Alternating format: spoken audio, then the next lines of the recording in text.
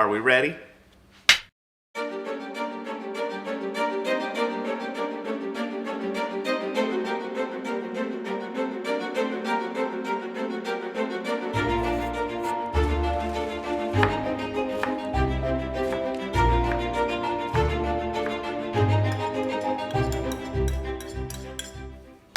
Welcome, everybody, to another episode of Play Culture. We made Korean food, and I want to tell you guys about it. If you are new to our channel, you are welcome to subscribe and like this video. It'd be awesome. Thank you for following along. Let's get started by making some kimchi.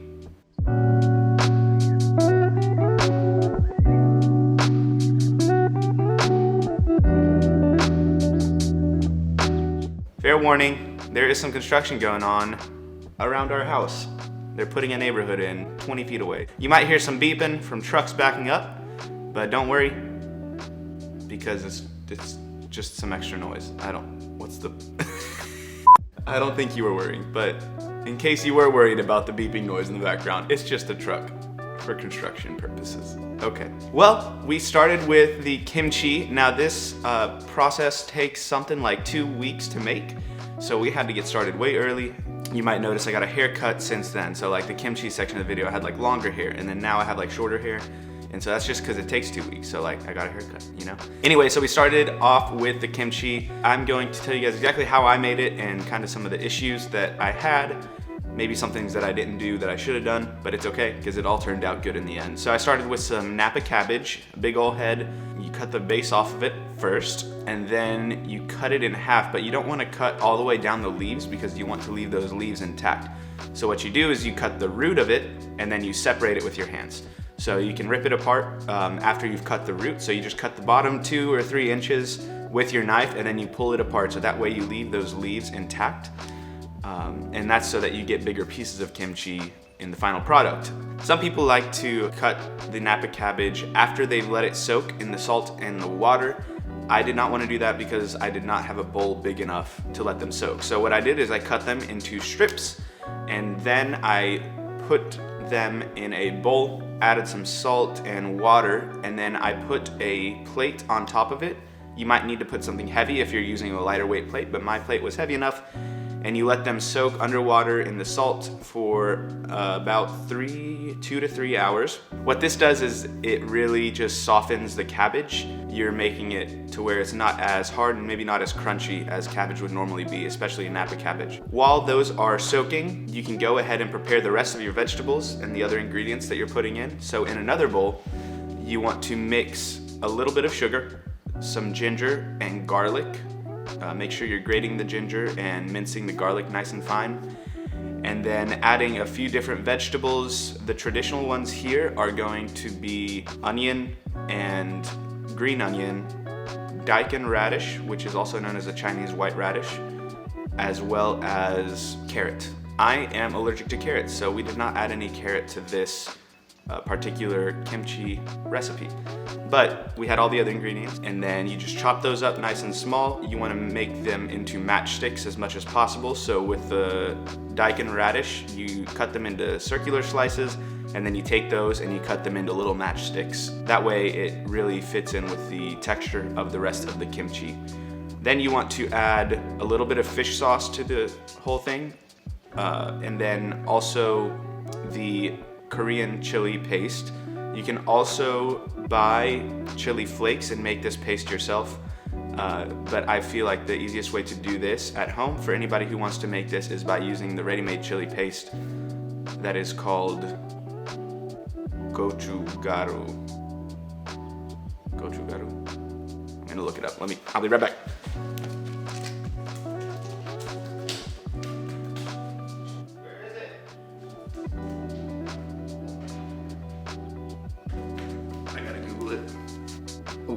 It is called gochujang sauce. Found it. Okay, I don't know if I'm pronouncing that well, but that's the name of it. I'll put the spelling right here. This is how you spell it. Gochujang. Anyway, it's a red chili sauce made from Korean red chili flakes, which are not super spicy, but they do have a little bit of kick to them, so the more you add, the spicier your kimchi will be. And so then we added that sauce to the bowl, mixed those vegetables together with that paste. And then once the cabbage was nice and soft and then you drain them, you add the paste to the cabbage and then you mix it all together. After you have all that mixed together, you want to take those cabbages and you put them into some jars. I had mason jars on hand. The traditional Korean way to make the kimchi is to let it sit in a clay pot called an ungi, spelled like this. And again, sorry for the pronunciation. And then you let that sit in a cool, dry place to ferment for 3 to 5 days. I did not have that, so what I did was I put mine into mason jars, which I had on hand, and I let those sit in our pantry for 4 days. And the 3 to 5 days, that is just a range for how fermented you want it to be. And then you want to let it sit in the fridge for about 2 weeks. Now what that does is really just allows all the flavor to set in. It's not going to ferment anymore while it's in the fridge. That's what the time in the pantry is for. And it's fun when you open the mason jars, you hear a little pop, pop. That's it. Once it's sat in your fridge for 2 weeks, you are ready to eat your homemade kimchi. All right, so we have made the kimchi. Now I'm here with my father. Welcome, Yuka. So I wanted to have my dad on here because this meal was made specifically because of how much he loves Korean food and how much he loves kimchi and Korean barbecue. I haven't said that yet. We made Korean barbecue. Cat's out of the bag. And so I wanted to have Yuka on here real quick. Tell us, Yuka, what made you love Korean food so much? So about 30 years ago, when I lived in New York City, some friends of mine took me to a Korean restaurant. I had absolutely no idea what it was, but I fell in love with it. I fell in love with kimchi right away, which apparently is an acquired taste, but for me it just tasted so good. I love spicy food. And about the barbecue, what I loved about it was that all of a sudden they bring this dish of hot coals right in front of you onto the table, and you basically just cook your own meat and to whatever you want to cook on it, but mainly the meat. Yeah. And so it's a great way of having a dinner, and it kind of slows you down. It's like going to a hibachi, but it's not Japanese, it's Korean. But and you do it yourself. Do it yourself. Yeah. Yes. And then you get to make the whole onion volcano thing too, and you light it on fire. Not quite. Maybe not. We left the volcano out of this one. It was a struggle trying to figure out how we were going to make this at home. We do not have an official Korean barbecue coal kit thing that you might be able to buy on Amazon. There's a few different ways you can get that. We didn't have one of those. So then I started thinking, what do we have that could cook some food on a stovetop at the table? And one thing we do have, because we are fans of food from Switzerland, Swiss food, is we have this set for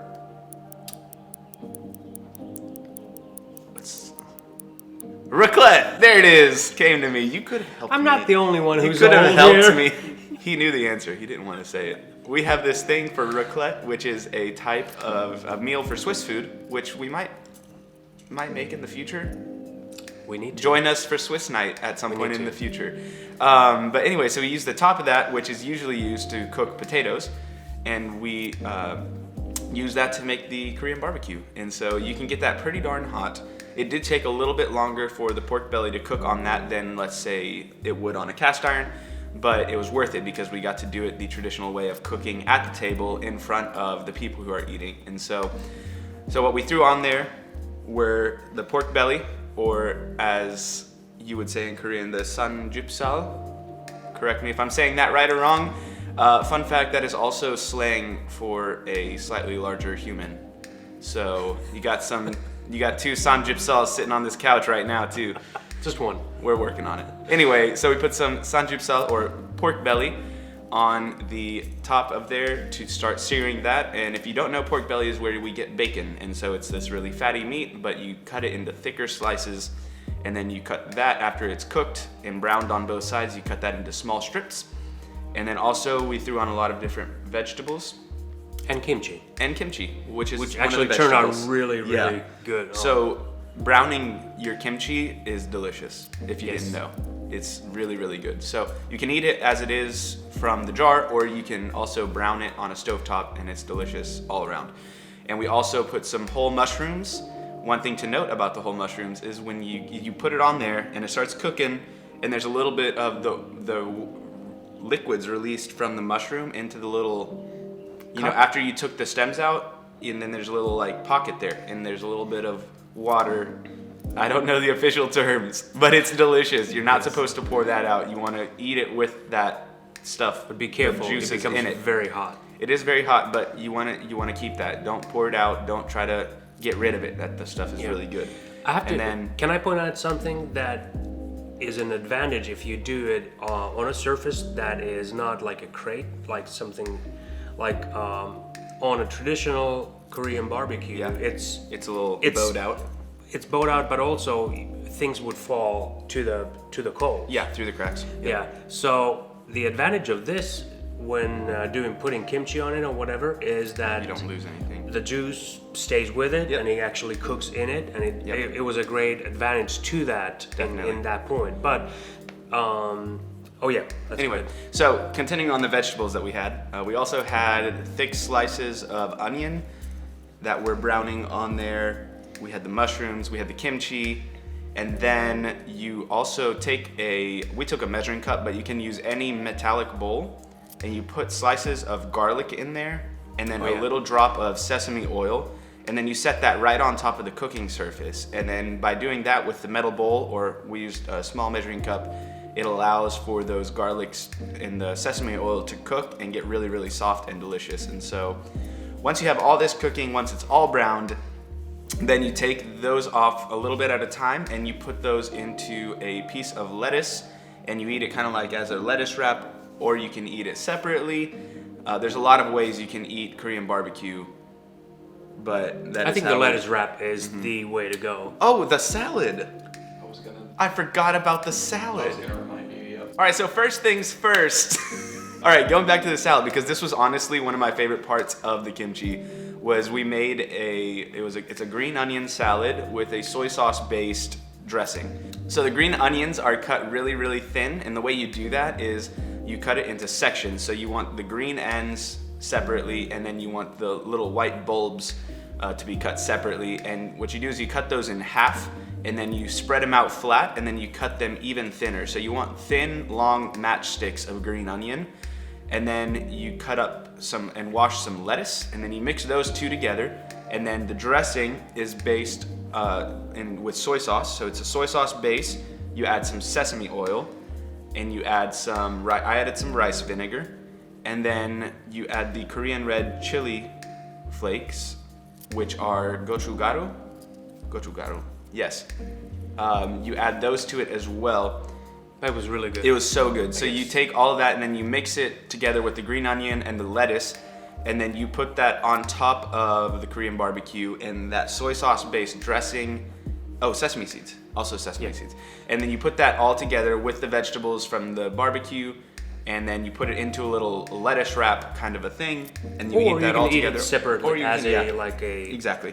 So really there's so many ways to do it. I chose to do it as a lettuce wrap. It was delicious. We both had the first one because we were plating it. We were taking some pictures for plating, and my dad and I were able to eat the first one. So that was really good, and it was I think the salad dressing was the thing for me that added the most flavor to it. Is that? I have a suggestion. In case somebody would want to do this outdoors, there is another way of creating the whole barbecue thing. I just thought about it at a random moment, that you could buy just like what you would use in a charcoal grill. Get them going. Charcoal briquettes. Once those are going and hot, you could pour those into an aluminum tray. Yeah. Maybe do a double tray or whatever, and then put that on top of a material that doesn't burn, and use that, and then put a crate over that, and you could use that as a barbecue grill, kind of on the top. You just have to be careful. You can about get creative the with coals. it. Yes. use what you have. Get creative with it. If you want to do this at home, you could also buy the official sets. But if you're not going to do this on a regular basis, you can try to figure out a way to do this using some just ingenuity with some foil and some trays. If you find a really good way to do that without having a machine of any kind, let us know. I want to hear about it.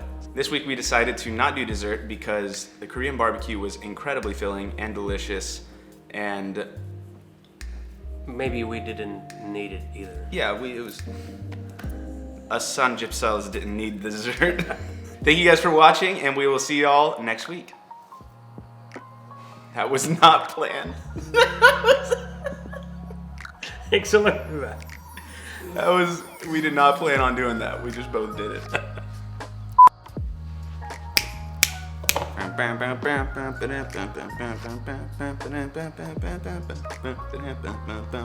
Are you ready for Korean food? Kraka! Is that illegal? Okay.